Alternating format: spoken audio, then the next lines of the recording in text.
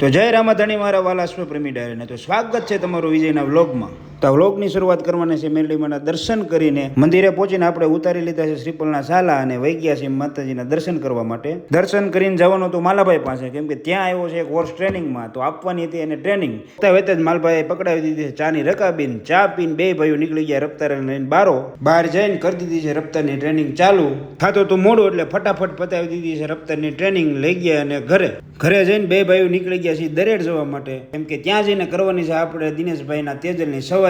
તો પહોંચી ગયા છે દિનેશભાઈના ફાર્મ હાઉસ ઉપર ને કરી લીધા છે દિનેશભાઈ અરે રામ રામ. આવવામાં થઈ ગયું તો આપણે થોડુંક મોડું એટલે ફટાફટ કરી લીધો છે તેજલના સામાન ને બેસી ગયા છે દિનેશભાઈ અને લઈ ગયા મેદાનમાં કરી દીધું છે કુદાવાનું ચાલુ. તેજલને કૂદતા જોઈને લાગતી હતી આપણને બી, કેમ કે તેજલ છે થોડીક પાવર વાળી, તોય આપણે ઠેકડો મારીને માથે ચડી ગયા છીએ, કારણ કે આપણે કઈ જેવા તેવા સવાર નથી. અને દિનેશભાઈ ઘોડી તેજલને એવું હતું કે આજ વિજયભાઈને પછાડવા છે, પણ વિજયભાઈ લોઢા લાકડે મૂકે એવા નથી. તો તમે જોવો એમ ઘોડીએ ઘણી આપણને પછાડવાની ટ્રાય કરી, પણ આપણે કાંઈ પીડ્યા નહીં. અને તેજલની સવારી કરવામાં આપણને આવી ગયો છે આનંદ. અને ચા પાણી કરીને આ વ્લોગ કરીએ છીએ આપણે પૂરો, અને મળીએ નવા અશ્વ સાથે નવા વ્લોગમાં. જય રામાધણી.